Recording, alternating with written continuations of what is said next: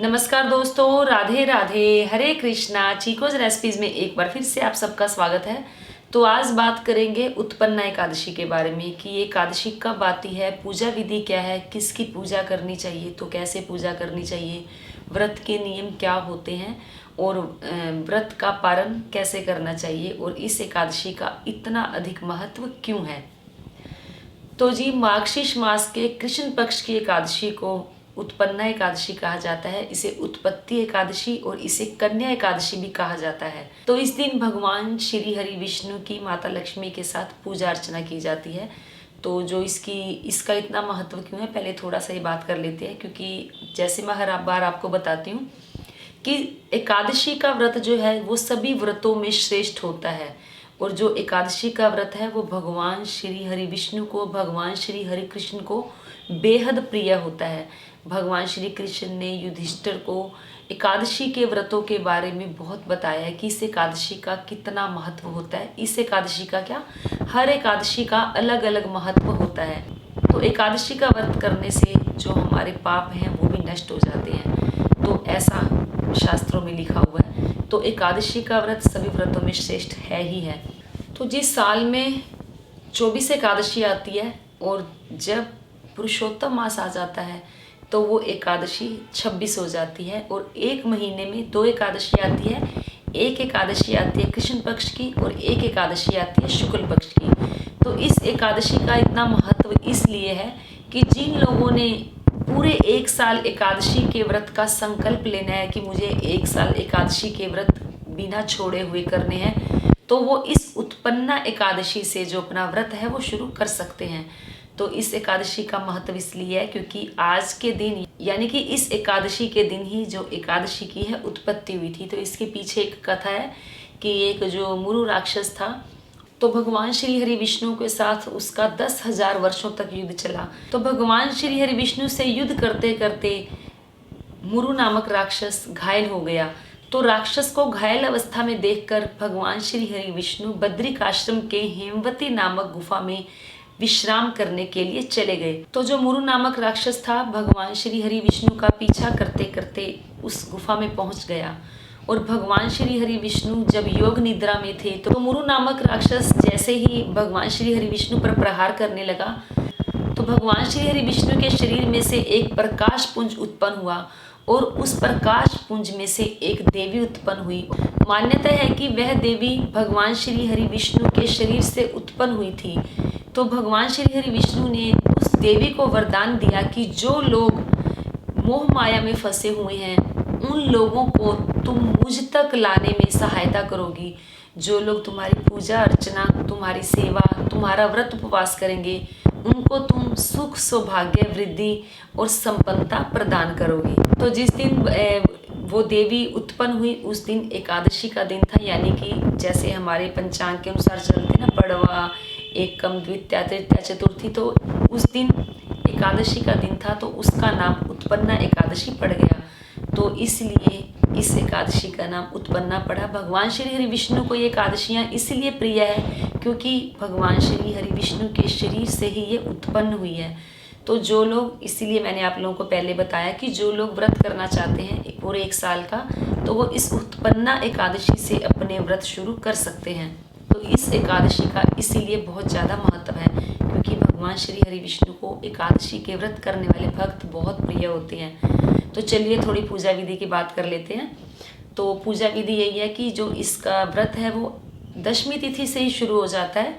तो इस बार जो एकादशी आ रही है 30 नवंबर को आ रही है। तो जो व्रत आपका शुरू हो जाएगा वो 29 नवंबर से ही शुरू हो जाएगा। तो 29 नवंबर दशमी तिथि होगी। शाम को आपको दिन ढलने से पहले भोजन कर लेना है अगर हो सके, यानी कि अगर आप शारीरिक रूप से स्वस्थ हैं तो कोशिश करें कि दिन में एक समय ही भोजन करें। रात के समय दूध और फल लेकर सो जाएं। या दिन ढलने से पहले अगर भोजन भी करना है तो दिन ढलने से पहले भोजन कर लें। चावल, खिचड़ी का सेवन ना करें, प्याज लहसुन का सेवन ना करें। अगर कोई शारीरिक रूप से बीमार है तो वो दिन ढलने के बाद भी हल्का फुल्का भोजन ले सकता है, लेकिन चावल और खिचड़ी ना खाएं, प्याज लहसुन का सेवन ना करें। तो दशमी तिथि की रात को भी हो सके तो थोड़ा सा भजन करें, कीर्तन करें, थोड़ा सा जागरण कर लें। फिर एकादशी तिथि के दिन सुबह जल्दी उठे, ब्रह्म मुहूर्त में उठे, 4-5 बजे के करीब उठे। उसके बाद आप स्नान करें, जहाँ आपको पूजा सेवा अर्चना करनी है वहाँ की अच्छे से गंगा जल छिड़क कर साफ सफाई कर ले। फिर भगवान श्री हरि विष्णु की पूजा की जाएगी। पूरे धूप दीप नैवेद्य, पीले फूल, पीले फल और पीले भोग के साथ उनकी पूजा अर्चना की जाती है। विष्णु सहस्त्र नाम का पाठ करें, देसी घी का दिया जलाएं, ओम नमः भगवते वासुदेवाय मंत्रों का उच्चारण करें, भगवान श्री हरि विष्णु को तुलसी दल अर्पित करें। लड्डू गोपाल जी हैं तो उन्हें पंचामृत से स्नान करवाएं, और अगर आपके पास शालिग्राम जी हैं तो उन्हें भी पंचामृत से स्नान आप जरूर करवाएं। पंचामृत कैसे बनाया जाता है उसका लिंक आपको डिस्क्रिप्शन बॉक्स में मिल जाएगा। फिर थोड़ा सा वर्बली बताती हूँ। दूध, दही, घी, शहद, गंगाजल, इन सबको मिलाकर पंचामृत बनाया जाता है। जब ठाकुर जी को स्नान करवा दिया जाता है तो वो चरणामृत बन जाता है। तो पंचामृत से उन्हें स्नान करवाएं। ओम नमः भगवते वासुदेवाय मंत्रों का उच्चारण करें। 1 माला करें, हो सके तो 11 माला कर ले, 21 कर ले। और इस एकादशी की जो भी कथा है, उत्पन्ना एकादशी की, वो कथा आप जरूर करें।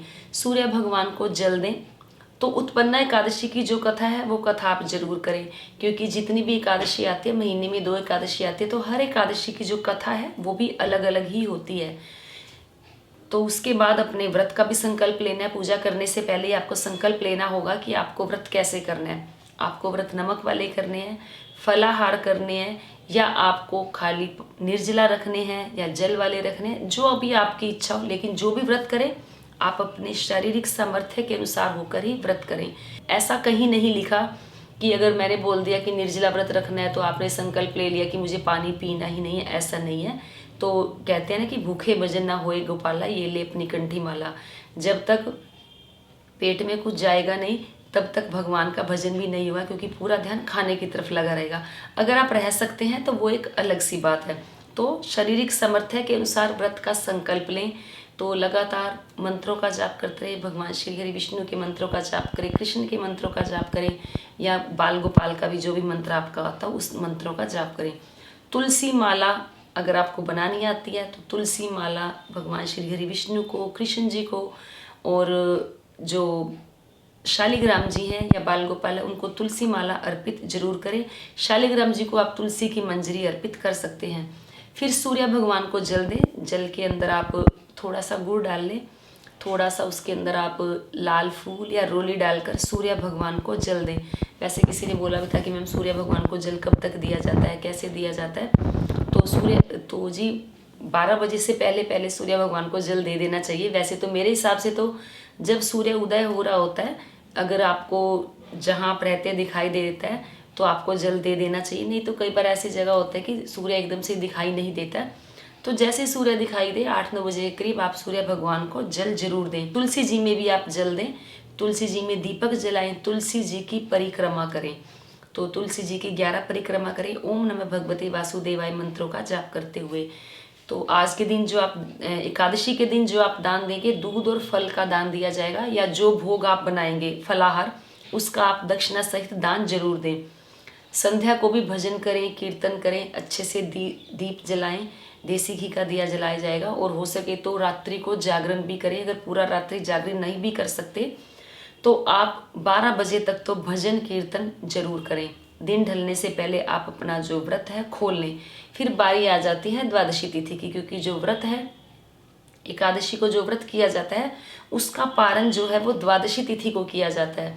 तो कुछ लोग बोलते हैं कि मैम अगले दिन भी अगर हमारा व्रत हो, या किसी का जैसे द्वादशी में त्रयोदशी आ जाती है, किसी का प्रदोष व्रत आ जाता है, तो व्रत कैसे खोलें।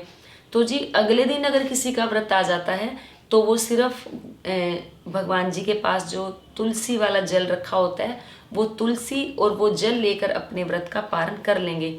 अदरवाइज जो बाकी लोग हैं वो अपना व्रत का पारण करेंगे द्वादशी तिथि। और जिनका व्रत नहीं है उन्हें व्रत का पारण कर लेना है बुधवार 1 दिसंबर को सुबह 7:40 से लेकर 9 बजे तक अपने व्रत का पारण कर लेना है। तो अगर किसी ने भूलवश मान लो एकादशी के दिन जिनके व्रत नहीं है चावल खा लिए हैं, तो वो द्वादशी के दिन चावल बनाकर चावल का भोग लगाएं, चावल का दान करें, फिर उसके बाद खुद खाएं। तो एकादशी के दिन जो चावल खाया होता है उसके पाप से हमें, उसके दोष से हमें मुक्ति मिल जाती है।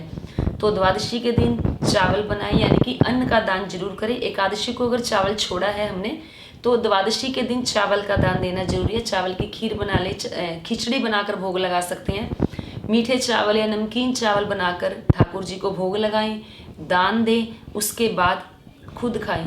तो पारण का समय भी मैंने आप लोगों को बता दिया। तो सुबह 7:40 से लेकर सुबह 9 बजे तक व्रत का पारण रहेगा।